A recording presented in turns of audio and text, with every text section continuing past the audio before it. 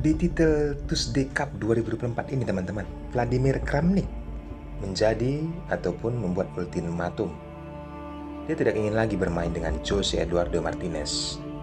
Pada perjumpaan yang kedua ini dia 2 kali mengalami kesulitan ataupun dia mencurigai bahwa Jose Martinez dibantu oleh komputer ataupun langkah engine.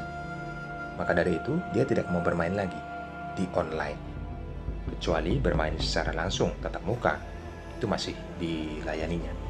Coba kita lihat, kita simak bagaimana keseruannya pertandingan ini. Selamat menyaksikan.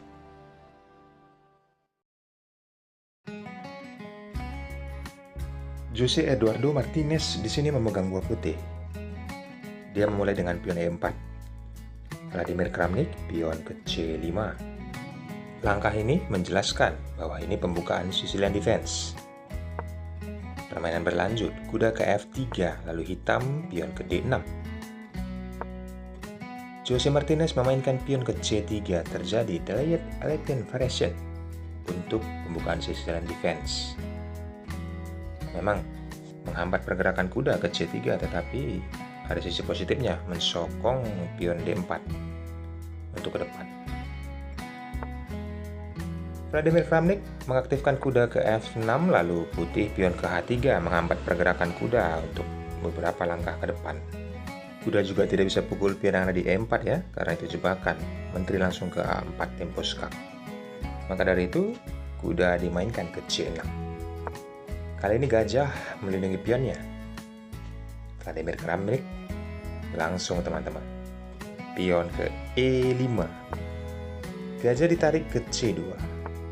Dan pion center lagi-lagi diajak pertukaran. Kali ini Jose Martinez menyambutnya dan pion tersebut dipukul oleh Menteri.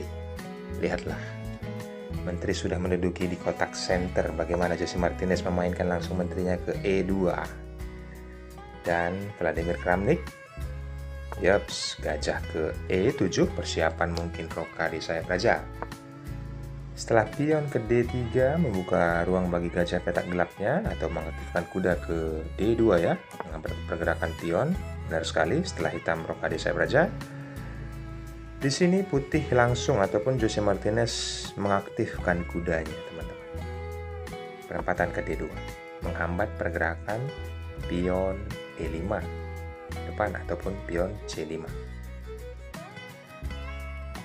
Respon dari Vladimir Kramnik, gajah ke F5, menyerang pion 2 kali yang nantinya bisa menambah serangan benteng ke D8.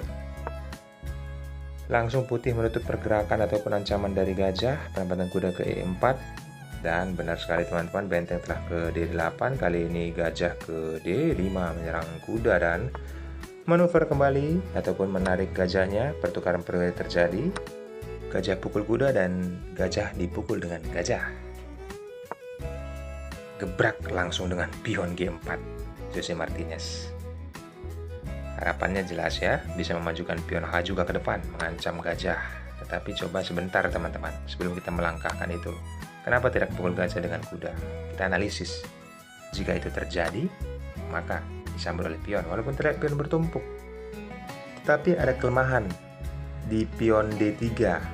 Itu sangat berbahaya, walaupun terlihat bisa rokade sayap menteri, tetapi pion yang ada di A2 gratisan, ancaman berbahaya ke depan.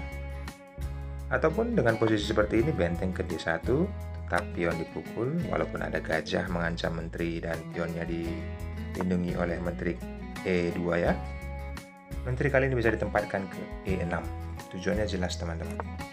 Setelah putih rokade sayap raja, raja hitam bergeser ke H8, nanti tujuannya benteng ke H8 agar menteri hitam memukul pion H3. Gajahnya ditarik, maka pion yang ada di G2 sedang dipindah oleh benteng. Begitulah gambarannya teman-teman. Coba kita kembali ke partai aslinya. Ini posisi seperti ini jelas hitam unggul ya. Kita lihat partai aslinya. Dengan kondisi seperti ini tidak kuda memukul gajah yang ada di F6, tetapi langsung menggebrak, melakukan serangan dari sayap raja melalui pion G4. Hitam juga melakukan serangan dari sayap menteri. Pion H4 dimainkan. Ada ancaman kepada gajah dan itu diabaikan oleh Vladimir Kramnik. Bagaimana dia merespon? Pion ke C4 mengajak pertukaran. Yaps, putih ataupun Jose Martinez terlebih dahulu memukul pion dengan pion disambut oleh menteri. Permintaan permainan endgame disambut oleh Jose Martinez. Setelah pion H5, tidak ada pilihan bagi gajah, langsung memukul kuda dan dipukul oleh gajah. Kali ini gajah mengancam kuda dan tidak bisa mundur ke B8 ya. Karena itu melangkah, maka putih akan mengarahkan kudanya ke D2, menyerang pion yang ada di C4. Kali ini benteng melindungi kuda, berharap bisa menumpuk. Jelas, Jose Martinez ingin barbar ya untuk partai endgame-nya, maka dari itu setelah benteng mendouble, dia memukul benteng, menyerangkan permainan. Lagi-lagi teman-teman, dinaikkan raja tujuannya ke D1, mengajak menghabisi semua perwira. Bagaimana endgame-nya? 2 lawan 2. Kali ini Vladimir Kramnik merespon penempatan kuda ke A5, melindungi pionnya. Tujuan awal tetap teman-teman. Endgame terjadi di pertandingan ini. Kita lihat, kenapa sih Vladimir Kramnik tidak mau lagi bermain online? Ini partai online teman-teman. Di Telcup 2024. Kali ini raja ke F8 tadi kita saksikan ya. Tetapi kenapa pion tidak dilindungi? Apabila yang terjadi pion pukul pion dan disambut oleh pion, maka jelas putih nantinya akan menempatkan kudanya ke D2 dan menyerang pion, dan gajah ditempatkan ke D5. Pion yang ada di C4 akan tumbang. Dan itu pasti teman-teman. Maka dari itu coba kita kembali. Di sini hitam tidak menyelamatkan pionnya. Langsung saja dipukul pion tersebut di H7. Selanjutnya kuda manuver ke B7 dan Jose Martinez pion ke G5 mengancam gajah. Gajah mundur ke D8. Kuda memukul pion dan di sini ada dua pilihan bagi hitam, bisa memukul pion yang ada di G5 ataupun melindungi pion yang ada di C4. Dan dia memutuskan melindungi pion yang ada di C4. Jose Martinez juga melakukan hal yang sama, melindungi pion yang ada di G5 dengan kuda. Kali ini gajah mengancam pion, mudah saja raja naik ke E2. Pion mengajak pertukaran, yes, disambut oleh Jose Martinez. Setelah langkah itu maka gajah mengikat diri kepada pion. Bagaimana kelanjutannya? Vladimir Kramnik memainkan raja ke G7. Kali ini kuda manuver yang sangat cantik ke D2, tujuannya jelas ke E4 nanti jika memungkinkan. Saat raja hendak masuk ya, langsung ditutup oleh pergerakan pion ke F4. Langsung pergerakan juga ditutup oleh F5. Kali ini kuda manuver lagi. Inilah langkah cerdik yang dilakukan oleh Grandmaster teman-teman. Jika perwiranya tidak aktif, maka dia cari manuver. Hitam raja ke G7, lalu putih kuda ke E3, lalu hitam raja ke F6, kuda tempo skak. Yaps. Jose Martinez mendapatkan gajah, maksudnya ingin pertukaran ya, dan itu langsung dilakukannya. Karena udah unggul 2 pion. Bagaimana dia mengeksekusinya? Selanjutnya Vladimir Kramnik belum menyerah. Putih raja ke E3, lalu hitam ke F6, dan pergerakan raja terbatas ya. Bagaimana situasi seperti ini teman-teman? Vladimir Kramnik pion tetap disokong, tetapi setelah raja ke C5 di sini Vladimir Kramnik menyerah dan menyatakan dia tidak ingin lagi bermain dengan Jose Eduardo Martinez di online karena dia mencurigai langkah-langkah engine dibantu oleh engine. Bagaimana pendapat kalian teman-teman? Ini kita lanjutkan, boleh sebentar kita lanjutkan dulu. Dengan posisi seperti ini kuda terancam, kuda mundur ke ataupun manuver ke B7, pion dipukul satu persatu teman-teman, sudah jelas ya, yang akan digrogoti. Kuda terancam, kuda pergi ke E4, kembali pion tumbang. Satu langkah lagi mungkin, ataupun analisis satu lagi. Kenapa tidak raja bergeser ke E6?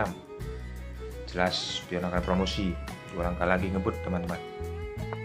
Raja mengejar, pion maju, pukul gajah bisa, tapi pion promosi.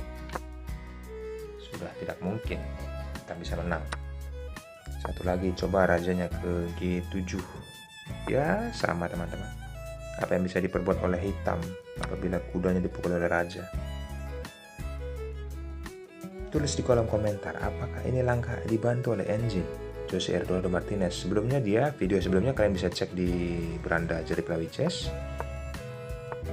Jose Martinez juga mengalahkan Magnus Carlsen. Tetapi ini langkah yang biasa menurut saya teman-teman. Pendapat kalian berikan di kolom komentar. Dan subscribe juga channel ini bagi yang belum. Bye-bye.